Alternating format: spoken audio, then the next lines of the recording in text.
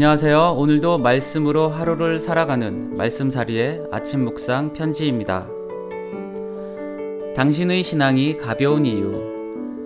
예수께서 이 말씀을 마치심에 무리들이 그의 가르침에 놀라니 이는 그 가르치시는 것이 권위 있는 자와 같고 그들의 서기관들과 같지 아니함일러라. 예수님의 가르침을 듣고 많은 사람들이 놀랐다고 합니다. 예수님의 말씀 속에는 인간의 존재를 꿰뚫는 날카로움과 따뜻함, 그리고 우리 인생이 어떻게 살아야 하는가에 대한 방향이 있었습니다. 그래서 사람들은 예수님의 가르치심에 놀랄 만큼 반했습니다. 즐거워했죠. 그리고 이후에는 그분을 열렬히 쫓아다녔습니다. 하지만 그들은 거기까지가 전부였어요. 놀라기만 한 것이죠. 그들이 예수님을 좋아하고 따라다닌 것은 자신들의 즐거움 때문이었습니다.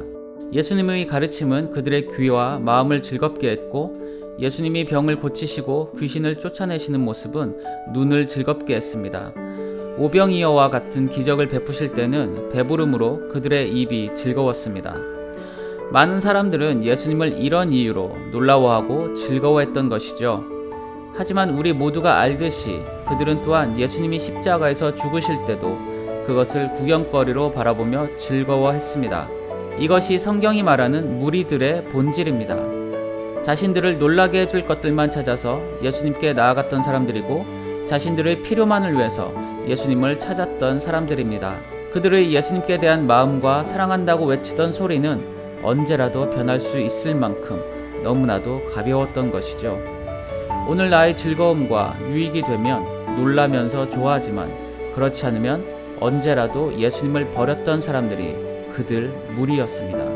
그리고 예수님은 이런 무리들의 본질을 아셨기 때문에 그분은 그들이 보내주는 박수와 환호 소리에 마음을 빼앗기지 않으셨습니다. 자, 여기서 질문을 드릴게요. 무리들을 생각해 볼 때 오늘 당신의 신앙은 어떻습니까?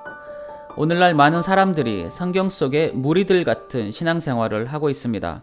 자신이 원하는 것들만을 채우기 위해 예수님을 찾아갑니다. 귀를 즐겁게 하기 위해서, 마음의 위로와 평안을 얻기 위해서, 그리고 세속적인 복등을 받기 위해서 예수님을 찾아갑니다. 지극히 나 중심적인 신앙생활을 하면서 예수님은 그저 나를 즐겁게 해주고 만족시켜주는 분으로 대하는 것이죠. 예수님께서 내가 원하는 바대로 응답해 주시면 놀라워하면서 예수님께 환호하며 사랑한다고 이야기합니다. 그러나 그렇지 않으면 언제라도 예수님을 향한 마음의 스위치를 살며시 내립니다. 마음의 어둠 속에 예수님을 던져놓고 차가운 태도와 무관심으로 예수님을 대하죠. 그리고 이렇게 말하는 것 같습니다. 예수님 미안하지만 나를 놀라고 즐겁게 해줄 준비가 되시면 말씀하세요. 그때 다시 내 마음의 스위치를 켜고 나의 사랑을 드릴게요 라고 말입니다. 그리고 그 시간 동안 예수님 대신 또 다른 무언가를 찾아 나섭니다. 이것이 오늘날의 무리들입니다. 많은 그리스도인들의 신앙의 모습이기도 하고요. 어쩌면 당신의 신앙이 그토록 가벼운 이유일지도 모릅니다. 그래서 다음과 같은 질문으로 여러분의 신앙을 점검해 보세요. 3가지 질문입니다. 첫째, 나는 예수님을 어떻게 대하는가? 둘째, 나는 예수님의 말씀을 통해 내 삶의 거룩한 변화를 원하는가?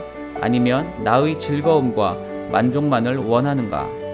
마지막으로 셋째, 나는 예수님의 말씀에 순종하며 그분을 따르는 삶을 살고 있는가?